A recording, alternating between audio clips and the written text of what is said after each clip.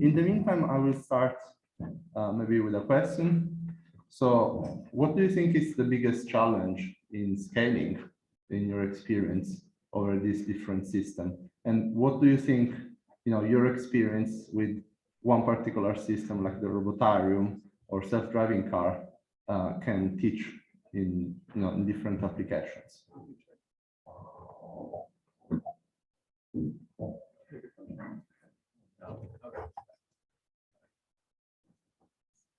So I think it's been said a lot that I think the sim to real gap is enormous. Not unconquerable, but in some systems it becomes very hard, especially, I deal with multi-agent, and so the interactions become extremely complicated. You get sort of an integral buildup of problems that occur, right? Modeling imperfections that may build up. That's what I would say is the largest in my view, but again, I'm very, I'm stuck. I focus in multi-agent robotics, so that's where I sit. I think I agree.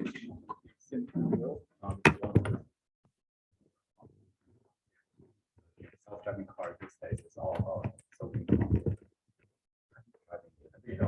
If you speak closer. Oh, sorry. I was saying that self-driving is all about solving the conflict, and solving the conflict sometimes contrast the idea that we can use a lot of machinery as the definition of non-error. Talk about testing. We don't even have enough data testing. That's where simulation comes into play, and then you have the exactly same real gap that you also saw in our simulated data early on. So in the perception side, there's still and it's quite obvious which one is the real video and which one is not. So how to better benefit from simulated data. Something that hopefully we can find a solution that can benefit other areas of this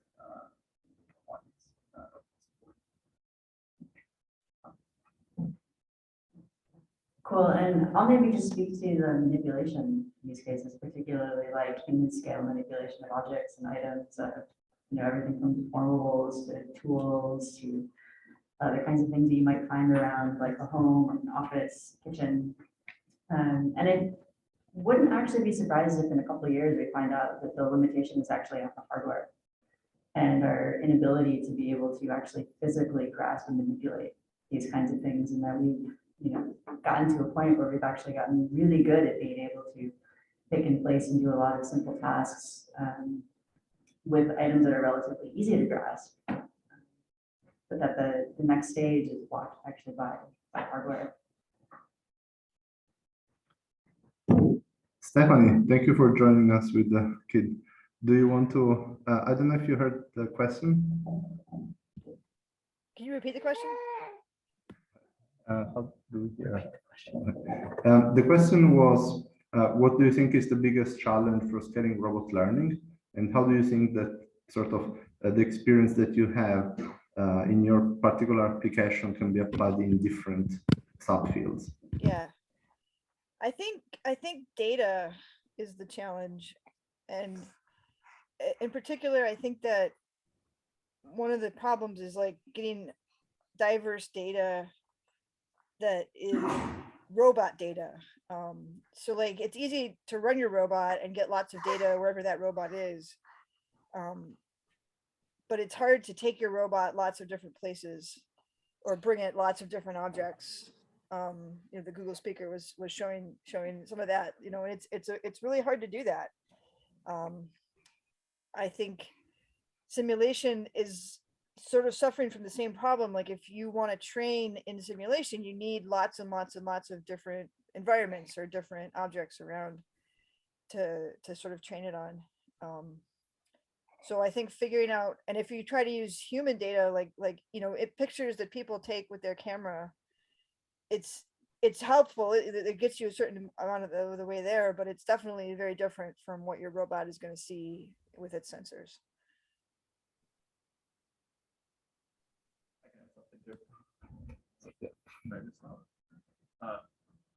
there's also the issue of using machine learning for image processing has gone really far, really fast because it's very easy to share data sets and directly compare, right? You get an algorithm out, use the same data set, you can directly compare. When it comes to robotics, there's no, NVIDIA is doing good with simulation, and there's plenty of open source simulators, but we already said that that's in the real gap. We don't have a really good way of comparing machine learning performance on hardware, right? If you do something really great on your hardware, I may not have that hardware, or I may have different. And so is the hardware difference what's driving the performance, or is it the algorithm? It's much harder. I think there's also a challenge of making sure that robotic hardware is in a place where we can share results in a more meaningful way. Do you want to add anything? Yeah, I think when you look at the self-driving car stack, so you have typically perception followed by prediction and planning. And for perception, as Sean mentioned, you have benchmark data set that you can pre-annotate, and then you have metrics like average precision that are universally accepted, and you can measure your accuracy there every device what you get. But for planning, they even disregard the hardware side. But obviously, the hardware side of things is complicated. But for sequential decision making, there's simply not, especially that involves other agents. If you have a robot arm, I think it's quite you can actually measure the performance. But if you have a self-driving car, which its performance depends on how other people will react to you, that just makes the problem just so much more complicated. There are actually a few benchmark data sets out there on self-driving and measuring planning, but you always have basically they supply you with an agent that's sometimes learned, probably some communication learning-based agent, but the agent, if you don't actually have a distribution over agents, so they will just give you a nominal agent. That agent is super polite, and nothing will ever happen with those, all other road users were nominal agents, and it's kind of an easier problem to solve. But you cannot replace all other agents with aggressive agents either. Then you'll probably, especially with, today I showed things about pedestrians. That's something that you can do because pedestrians, they have their limits. But with cars and motorbikes, they're just then it just becomes even tougher to move at a acceptable speed.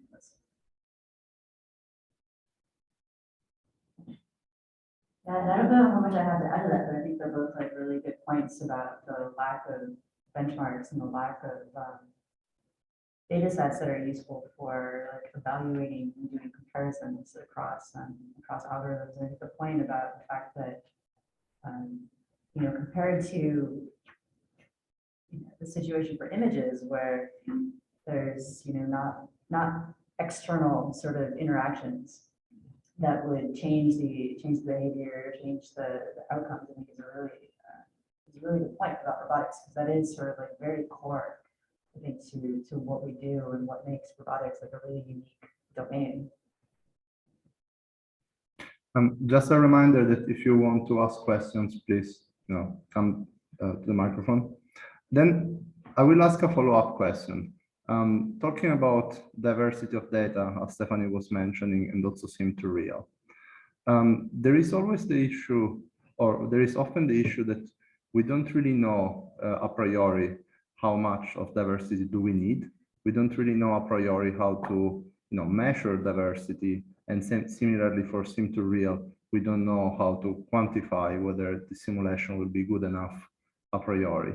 Do you have any thoughts of what's the future in order to provide metrics and quality somehow insurance of using more diverse data or better sim2real algorithms? No. Diversity always comes with realism. It's our the two.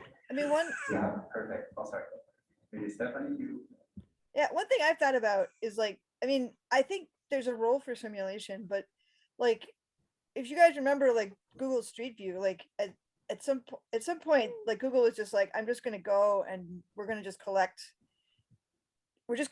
the whole data set for all the streets. We're just going to get it, and it's going to be there, and it's going to be done. I wonder if like maybe there needs to be a Google Home View or something where, you know, you take like a spot or something that can walk upstairs and stuff like that, and you just take it into 1,000 different homes and map those homes, and don't try to make the simulation do it. But really just take on the problem of like, look, we need data. Let's just get the real data of real people and real objects and real environments, you know? And this is a kind of combinatorial problem. Even I don't think once we have a sequential decision process, the amount of data we need to basically cover the entire space is impossible to collect. Even if we have, you know, for some magical reasons, we have access to all the driving data out there, it might still not be sufficient to have, you know, all the possibilities supervised. I think I agree with that. For certain, for example, for cooking or robotics manipulation, that will help a lot, having more access to real data. So I wanted to earlier, right, you talk about diversity and how to measure diversity. That's cute.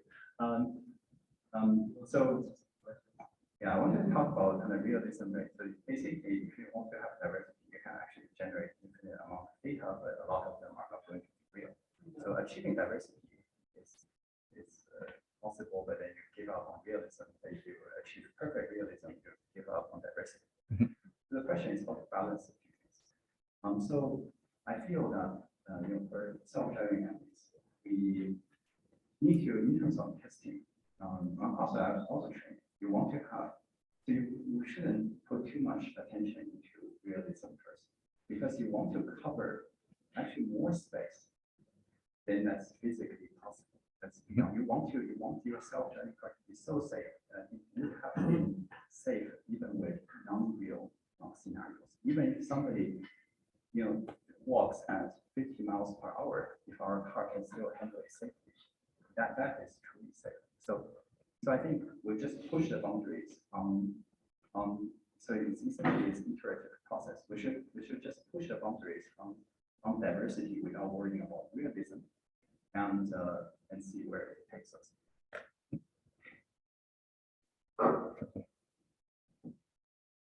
That's a good answer. I actually have a follow-up question for that. I think there's no doubt that having more data, having more diverse data is something that's really, really important. But it seems like it might potentially be not just about the sheer amount, but also about the distribution of that data and the kind of samples, and not, you know, outweighing one condition, you know, to the detriment of another. And I don't know, I'm just kind of curious, like from Cruise's perspective or from self-driving cars, like if that's something that has come up.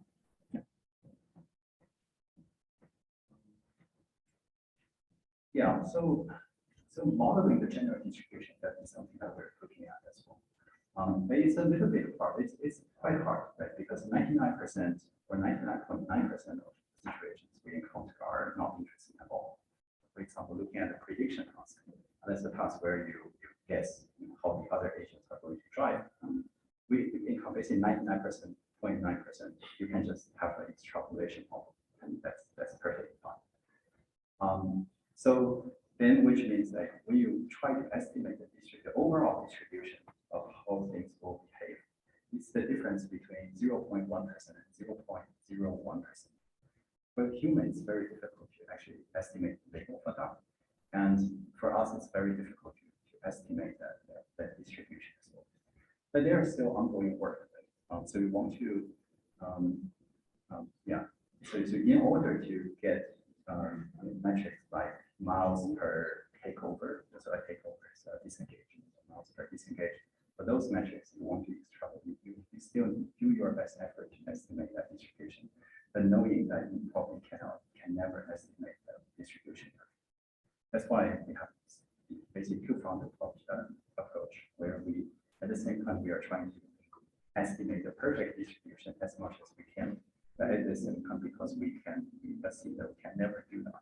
That's why we look at all those adversarial examples and all basically the worst cases as well, without actually assigning the likelihood to those.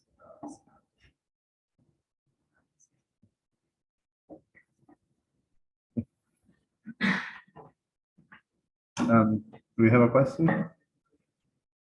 Hey, I'm Igor. I have a question unique for you and for trying to create adversarial agents. In traffic scenarios, you would want at some point to limit the amount how adversarial the agents are. Because, for example, in a standard driving use case, you can always, a person behaves completely crazy.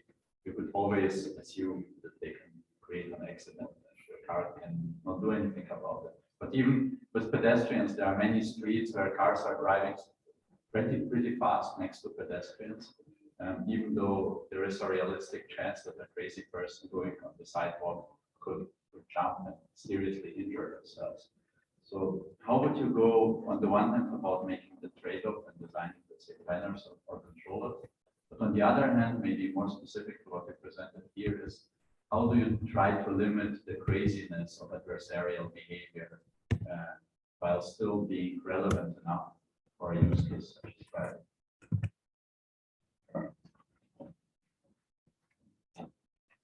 Basically, the question is how, the concern is if we make everybody adversarial, then we are not moving, right? So we will drive, very slowly when our pedestrian is near the road. So I think the key here is to understand the risk that we are committing. So first, I think it's never a good idea to drive super close to a pedestrian who can do anything. So at the long term, when we train our agents, we should avoid those situations in the first place. So that's already a bad state if you call it in the RL language. If you find yourself at a high speed and there's a pedestrian right next to you. Microphone. Oh, sorry. There's a pedestrian. So we don't want to be in that bad state in the first place. But yeah, as I said before, so here is about knowing the limit. So it doesn't mean that we will handle all kinds of incidents. But I think for pedestrians, actually, a lot of things are avoidable. So if you really need to pass by somebody who's right standing next to you, you should actually slow down.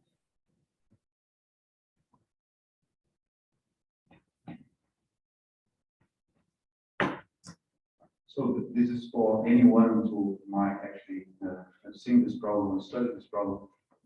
When I look at huge amounts of data in the robot context, right, I don't find very good databases, relational databases that can handle that data properly. Because, for example, if you think of relational databases, you don't have the notion of distance, particularly for trajectory data, which is what we have in robotics. Right. So, for example, you want to figure out the tails. The tails requires a notion of distance, but distance between trajectories is very difficult and not well defined. L2 distances is mostly useless for most cases.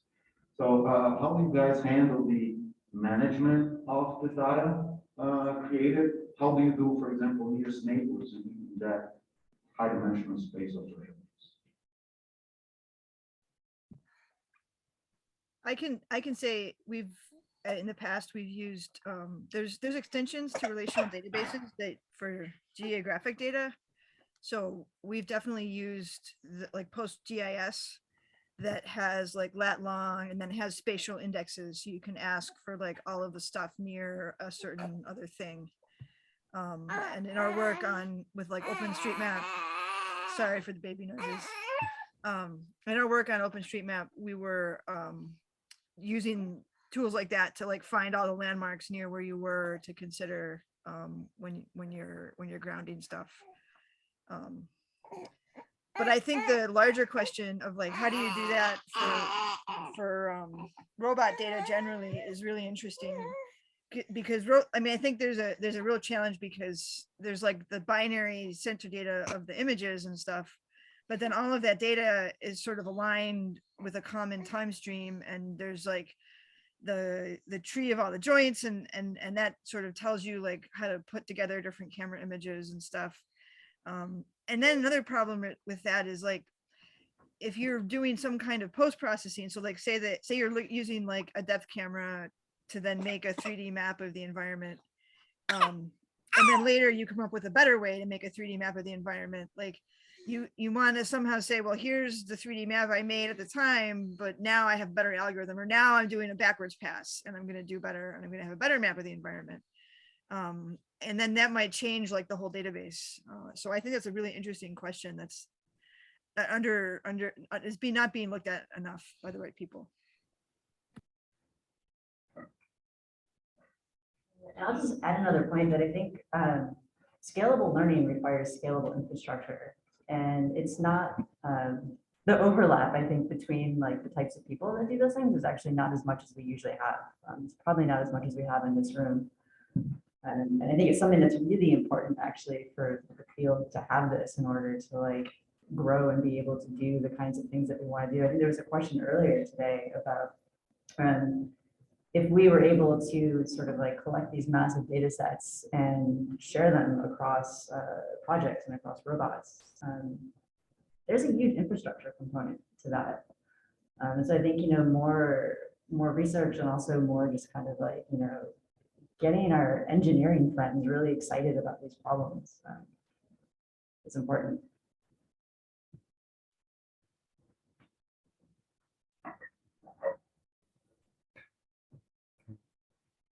I have another question for Sean. So Stephanie was mentioning before to bring robots in the real world. How about doing more messy version of Robotarium into people's house? Yeah, so the argument we've always made, I think it's a good idea. So the Robotarium is sort of a first step. I would love to have, a hangar or outdoors or somehow figuring out how to deal with weather. But houses are pretty well maintained. The issues become resetting everything. So, the Robotarium doesn't have any obstacles, right? Because there's now a question of how do you set up the environment if a robot messes up? Is there another robot that's going to do it? And then what happens if that robot breaks? Do you have another robot that's a medical robot?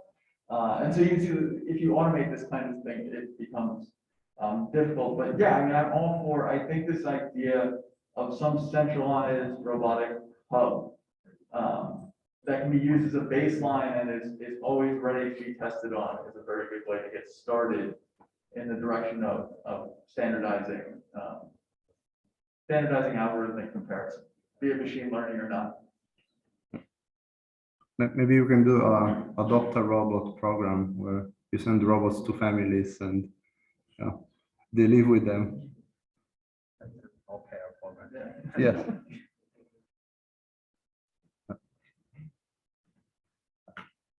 Are there more questions from the audience?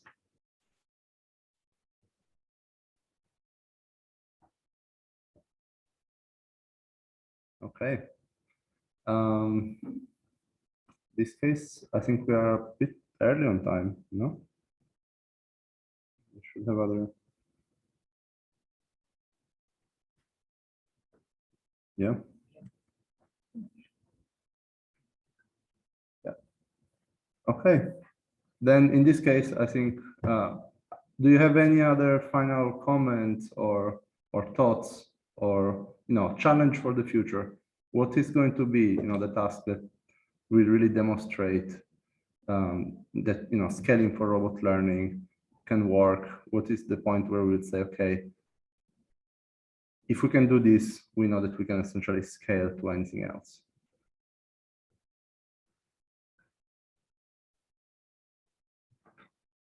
Right. In general, with all robotics, it's implementation, right? The proof is in, can the robot actually do it? And also, can we push out of the sort of idiot savant paradigm where you have robots that are really good at one thing and can't generalize?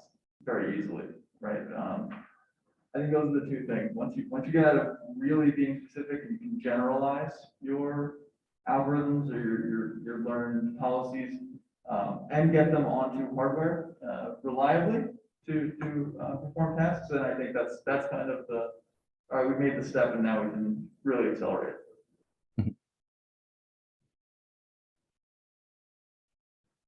Yeah, for us, we need to solve the chicken and egg problem in simulation, training agents.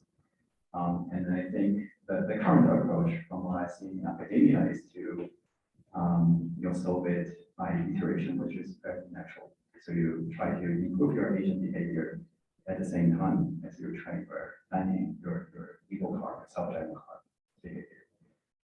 So I think there still seems to be a long way to go. I mean, it sounds simple, but we still, we haven't seen really substantial results in that front.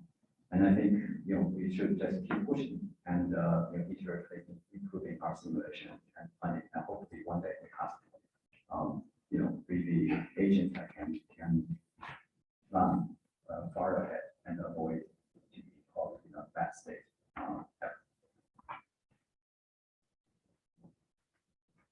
And so I think the question that you specifically asked was like, what tasks would the robot have to do to be able to prove it can like do anything anywhere for anyone? And I think I might be maybe a little bit adversarial and push back on that and say like, maybe there's another question in there, which is like, just how multitask do we actually have to be useful? And I think like self-driving cars are a great example where it's one specific kind of hardware doing, it's driving. It's driving from point A to point B, and there's a lot of things that come up along the way. And so there's a question kind of for the field about sort of like, are we going actually for the robot that can both weed my garden and tidy up my home and also be the thing that can like cook me dinner and like do all these other things? Or is it really more of a model where it's like there's particular kinds of sort of purpose-specific hardware, purpose-specific robots that are out there, but kind of across the breadth of the ecosystem is where we actually see the sort of like really broad-based kind of multitask behaviors. Okay, let me answer back to this. Imagine, for example, that we managed to have self-driving cars sort of working perfectly. My question was more aiming toward the asking essentially whether we think that the same system, the same algorithms, the same techniques could then be moved, for example, on another task like quadcopters, delivery. Do we think that the same things will be able to essentially translate from application to application, or that through the process of essentially scaling, we will have injected very specific biases and structure onto that particular application so that it becomes so narrow that it's no longer sort of widely applicable to other applications? I mean, I think one answer is that we don't know. Which is a fair answer. I think another answer is like, we can look at sort of the direction of like language models and like visual foundation models and audio foundation models and see some kind of like, segmentation that starts to happen there. So it's not necessarily that sort of there's like one model that does do absolutely everything. I think there's another version of the future where, maybe that's actually true. Maybe we actually get to a point where we're able to have a policy that's able to handle like, a breadth of situations where you can say like, this is the policy that's able to do everything in your home. And it's able to, share enough data across training different tasks that that's actually possible. I don't know. Yeah, so basically, what I wanted to say, actually to the earlier question of how much does the robot have to generalize, right? So I think the most successful robot is the washing machine at home that we all have. And we never complain, we don't buy a washing machine and say, okay, it doesn't cook for me, I don't want to buy it anymore. Right. So I think it's just need to be viable enough business-wise. But it does enough things for us at home. So people are willing to buy the item. But that's what matters. So I think it's very possible that we'll look at something that cooks, and I think that's enough. If I don't need to pay like $1 million for it. And to the other question, like how much overlap is there between different robotics areas? Just the fact that people from drone companies hire from the self-driving car industry and vice versa, and how many people flow between these few industry robotics. That's a sign that there are a lot of overlaps between all these areas, and that experience in one area is extremely valuable for the other area as well. So I think there are a lot of overlaps, a lot of learnings between these areas that are shared. Stephanie, Oh, go ahead. do you want to add something? Just I think the idea of super generalized robot gets caught in the idea of the tails. So there is a lot of overlap, right? You're doing path planning is the same in all different types of disciplines, but that last tail, getting it to work on the quad rotor in a forest or quad rotor in the city or a ground robot in the city, there's lots of details that are intricate to the actual application. And so I think if we try to generalize robots too much, we under-constrain the problem and it becomes infeasible. Versus if we go the other way and we over-constrain it, then it becomes useless. I don't want a quad rotor that can just fly between trees, because then if it comes out into a field and it doesn't operate correctly, that's terrible. So I think there's a happy medium, like the washing machine, where I'd say it does enough for me and it does it really well and I never have to worry about it. Yes. I think there's like a trade-off between generality and being a washing machine. And I think a lot of the places today where robots have been really successful, it's because they're hyper specific. They're the washing machine, or they're the robot on the factory line that's moving very, very precisely and very, very quickly to do one thing over and over and over. And I think the challenge that the thing that happens is that when you're going for the general thing, inevitably you're testing it on specific problems, and you can always beat the general thing with something specific.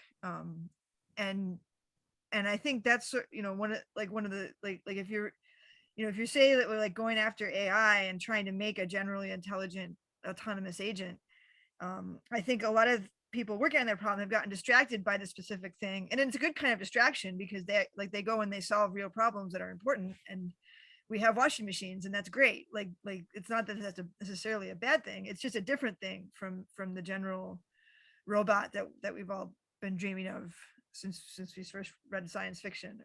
So I think one part of it is that generality may not be what is called for to solve many of the specific problems that we're talking about. And I think that's a challenge in the space, because even when you come up with a data set, like the computer vision community has sort of struggled with algorithms that overfit to the data set, or showing that train a machine learning model to recognize what data set an image is from, because the data sets are so distinctive and stuff.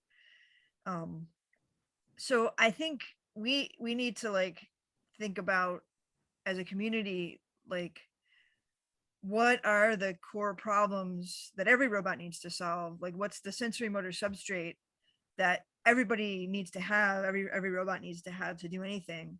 And then what's infrastructure goes on top of that so that it can learn and adapt to the specific problems that are faced. I think at the end of the day, there's almost a duality. We in robotics talk a lot about mapping, and SLAM and stuff. I think that you can view that as a kind of learning. It's a very, very specific learning about this one environment. But the advantage of that is it's very, very, very specific, and then you're really, really good at it. So I think that trying to leverage learning to kind of drive up that gradient of performance. I am talking at a talk right now, so Jay, no, sorry, now my other child is interfering. So, no. Don't worry, I I'm talking to understand. lots of people at once, so please stop. All right, so I'll stop there. Thank you very much for organizing the workshop. Thank you, Stephanie, for, I think your kid wants to add something to your comment, but that's all right. Okay. In this case, I think we can proceed with thanking all our panelists today.